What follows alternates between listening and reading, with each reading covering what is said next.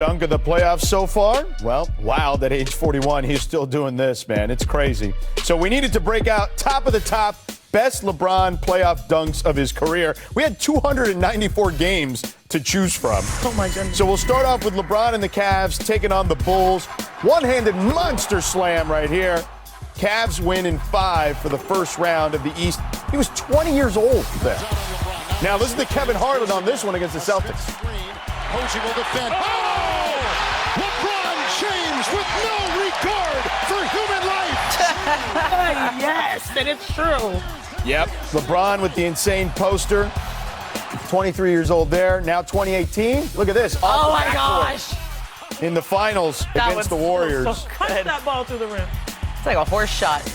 All right, now let's go to the Heatles era. All right, Heat taking on the Bulls in the Eastern Conference semis. LeBron goes up with the one-handed poster. Oh, my gosh. Heat win in 5, by the way, in 2013. Now LeBron taking on the Mavs in the finals. The slam off the rebound there. I love how he stands straight up and Yep. goes, what is it, Dragon Ball Z? Super Saiyan? Yeah. Here he is against the Sixers. One-handed. Up there. It's like he paused midair. Let's watch him glide. Gliding. There goes the Super Saiyan. The Lakers era, though, they should feel pretty good right now, too. They're up 2 against the Rockets. Bubble ball. But he's also doing his thing here. Look at this poster. Oh, man. Oh, poor Wes. Yeah. Oh. Yep. Future teammate. He was there. also on the exactly. today. Ooh, reverse. And this one against the Grizzlies. That was clean. None of these have impressed Bobby Marks. I thought the other Then one the on other day. Tuesday night. Listen, the Tuesday night was the best There one. it is, Bobby. There it is. Maybe if it was coming right at You were waiting me. for I it. was sitting right there, right in my living room. So That was the terrific. Lakers should feel pretty good. They're up 2-0, as we mentioned. LeBron is a perfect 24-0 in a series when he leads 2-0. That's, of course, the most in NBA history.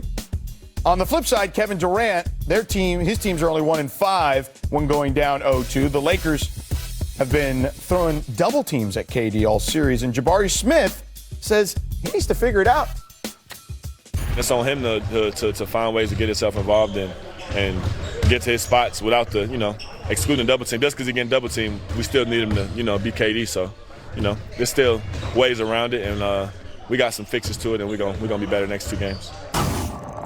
2-0 is nothing. We've all kind of been there before. I know I have, and things flip quickly in a series, but stay aggressive and confident. So Ime isn't worried, but Kevin Durant did have 9 turnovers in game 2. So, Bobby, how do they turn this around? Well, I think you just hit on it. During that stretch in March when they were really struggling, 7th most points off turnovers allowed. In these 3 games in the playoffs, 4th most points off turnovers allowed. So you got to value the possession of the basketball. The other thing is, I love Amen Thompson, but in these type of settings, he is one-dimensional. 70% of his points this season is in the paint. So when they're double-teaming Durant, as they've been doing here, who else on this team can score if it's not Durant? We're probably going to see a dose of Reed Shepherd moving forward here. But I think the Thompson part of angle is something certainly to watch. Speaking of Reed Shepherd, Chene, he only played 11 minutes in game 2. What have you made of his play in this series, and what did we need to see here? Kevin Durant needs help with people that can space the floor and shoot the ball. And Reed Shepherd is that guy. And it makes a difference when he's on the floor and when he's not. Here on this possession, he is not on the floor. And what does that lead to? The Lakers are able to, like sharks in the water, smelling blood. The Rockets are red. They see the blood, and they're going to attack. That is an unforced error. That is too casual with the basketball. 9 turnovers. Now we have Reed on the floor. Now, I know he's only shooting 25% in this series. It does not matter because historically, you still have to guard him. The double team comes, but you have to still space the floor, and you can't send it constantly at KD. Reed is able to attract a defender that allows Kevin Durant to get downhill and get to a spot. Now, he's so good that he's still going to get 2 hands contesting, but Reed Shepherd can at least take some pressure and bring the ball up off of Kevin Durant. I don't think it's just KD. Other people need to step up and take the pressure off of him because he's playing not 100%. He banged his knee, the patella. We're talking about rolling the ankle. Right. So he's not 100%, but he's dealing with 1,000% of the Lakers defenders. Yeah, no question about that. All right, let's welcome in Dave McMiniman, who's in Houston for this one. Austin Reaves upgraded to questionable, Dave, for the first time all playoffs. What can you tell us about his status tonight? George, he's been out since April 2nd with a grade 2 left oblique strain. And at the time of that injury, the recovery timeline was 4 to 6 weeks. Today is 3 weeks and 1 day since the injury. He started his return to play progression earlier this week. On Tuesday, was playing one-on-one. It's gone further since then. He's questionable. We'll see what happens as we approach game time. Now, keep this in mind. When he missed all of January with the calf strain, his first 5 games back were off the bench. That could be an option for J.J. Redick, the coaching staff tonight, especially considering just how well Luke Kennard's been playing. 25 points per game on 65% shooting thus far in the starting lineup so far in the series. So even if Austin can go, we'll have to see if there's a minute restriction or if they use him in a bit of a different role to ease him back in. Good stuff, Dave. Thank you so much as always. Appreciate it. All right, Ramona. What do you make of the potential of Austin Reaves? Well, I think if you're the Rockets here, like Austin Reaves coming back, I don't know how much he's going to play, even if he does come back. But I think that you have to focus on yourselves. You just have to make shots. And when you're on the road and they shoot as poorly as they did, they're 14th out of the 16 teams in three-point shooting in this series. They're last in total field goal percentage. It's not that often that you can have 44 more field goal attempts taken and still be losing in the series, right? They're good. They're winning the rebounding. They're just not making shots. And I think you have to just count on your shooters to keep shooting and be better at home. Because as you say, young players oftentimes on the road don't shoot well. That's the play here. I mean, I know you got to get KD some help. It's just make shots. Yeah, and the Rockets, unfortunately, have opened up a can of worms because I was saying you can't get Luka Doncic and Austin Reaves level production from Luke Kennard and Marcus Smart because now Austin Reaves come back and now you have a huge deal defensively. And this is one of the strongest defensive teams. They can't slow these guys down. It seems like they were caught a little bit off guard, not only from Kevin Durant, but also just they should know the schemes are coming. They should know that that offensively KD is going to be trying to taken out. How do you respond? I'm excited to see Houston's adjustment. It's been a minute since there was hope in the Toyota Center. Y'all, I know I've been there multiple times.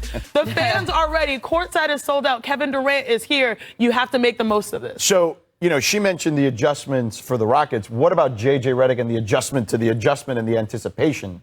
Well, listen, if you get Austin Reaves back, you're going to have to tinker with your lineup a little bit right now. But I'm rolling out what I've been doing. Yeah. I mean, it's worked here. Yeah. Basically, Luke Kennard off screens, LeBron as the point of attack here. Your role players with Hachimura, DeAndre Ayton, Jackson Hayes here. I think Marcus Smart. Real quick with Houston, are we going to see a Dorian Finney-Smith sighting? Ever? I mean, that was a big free agent. Signed him for these moments here. And we were so excited when we signed him. Get the most. Get the most out of him. 3D player. Sorry, guys. We'll Not even on the court. Gotta keep we'll it cool. see tonight. We'll be all right. All right, before we bounce, other games on the schedule. All right, before we flip to tomorrow, we still have some big news on tonight as we continue to track the status of Victor Wembanyama. The Spurs star suffered a concussion in the second quarter of San Antonio's Game 2 loss. That leaves him questionable ahead of a pivotal Game 3 in Portland tonight. Michael C. Wright now joins us here. So listen, Michael, what's the latest on Victor?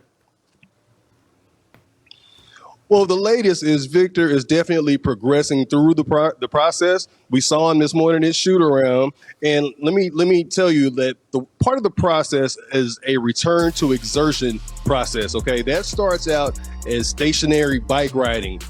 It elevates to jogging, and then it goes to agility drills, and finally, the last part of that is non-contact team drills. Now, I can tell you that they kicked us up out of shoot around way earlier than normal. They said, you ain't got to go home, but you got to get up out of here.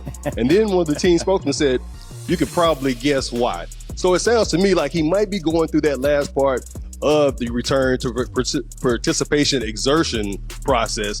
And so even if he's cleared, though, I must note that the San Antonio Spurs typically err on the side of caution with all their players, especially like a guy like Victor Wembanyama, because they see him as a franchise cornerstone that's going to be around here for the next 15, 20 years. Now, certainly they always are a team that moves with caution for sure, and particularly with him over his time there. But let's talk about the rest of the team. Let's just say, for example, he doesn't play. How do they potentially look at this matchup now? What changes for them? What does that team look like if he can't play? Well, De'Aaron Fox said that, hey, we are a very good team with Victor Wembanyama, but we are preparing to play as if we don't have him. Luke Cornett, He's the guy that will be filling in for Victor Wembanyama if he can't go tonight. And Luke Cornett said, hey, I'll just be getting a few more minutes. I'll be a little bit more tired than I'm used to being. But the San Antonio Spurs, they've done this before. They're 12-6 in games without Victor Wembanyama. And they played the Portland Trail Blazers 3 times this year. And Victor didn't play in any of those games. They finished with a 2-1 record. Even if you go back to game 2, look, the Spurs were up with 8.5 minutes left to go, and they gave up a 14-point lead. So the Spurs know they're plenty of capable of performing without Victor Wembanyama. Michael, thank you so much, man. Appreciate it as always. All right. So, Chiney, the Spurs had a good record this regular season without Wemby, but these are the playoffs. So what's different now? Who's got to step up? Let's take a look at the Spurs world with and without Victor Wembanyama. San Antonio, there's some hope because you still win games. You see those 12 wins without Victor Wembanyama, you can still win a game against the Portland Trail Blazers. But most importantly, without Wemby, you will need someone to change the game. Enter De'Aaron Fox. He is someone who is a 2-time All-Star, an All-Star this year. He's second in scoring on the team. He's a former Clutch Player of the Year in 2023, and he also once led the NBA in steals. I have a need. The need is for speed. That is his specialty. 9 seasons in the NBA. And when he uses his speed to his advantage, it really creates for others. First, here's a pick and roll. He rejects it. Now, most players would just simply take the floater. The hands are down, but instead, he could also have an option to dump it over to the dunker spot or the opposite side for the post, or you can have a kick out. So his speed and his ability to read these pick and rolls allow multitudes of options. He's going to have to knock that down consistently. But again, I talk about how good he is north and south. When he sees an opportunity to get to the lane, he just turns on the jets. The defense will have to react here, and instead, now, defensively, you're in a scramble and you have to make tough decisions. Boom, he blows by everyone. Nice little dump off, and we talk about Cornett. That was a cool play, but Luke, how good has he been? I told you in 2023, the Clutch Player of the Year, where ever since he entered the NBA, he scored the 4th most points in the clutch time. That's a good company to keep. DeMar DeRozan, Nikola Jokic, LeBron James, and De'Aaron Fox. Awesome stuff, Chiney. Now, on the other side of the coin here, we have a developing story out of Portland. Ramona, what can you tell us? Well, yesterday at practice, Tiago Splitter was asked about that man, Damian Lillard, our 3-point shooting champ, and the Blazers put up the little googly eyes as we saw that. And Tiago Splitter was asked, is there any chance that he comes back? And Tiago said, probably not. In other words, that wasn't a no. I mean, probably not. But from what I understand, Dame is theoretically could play. He's ready to play. Nobody wants him to come back from this Achilles right now. He's trying to get ready for next season. But let's just say Portland keeps winning. Let's just say they have a chance at winning the series or winning in the second round, and this man is out here doing his things. Then I think that conversation gets a little more interesting. So probably not. I think Tiago Splitter chose those words carefully, and I think that's right on. But from what I understand, it's not a no. That's crazy. Interesting. We'll That's keep huge. We'll keep eyes on Dame time. We'll see that.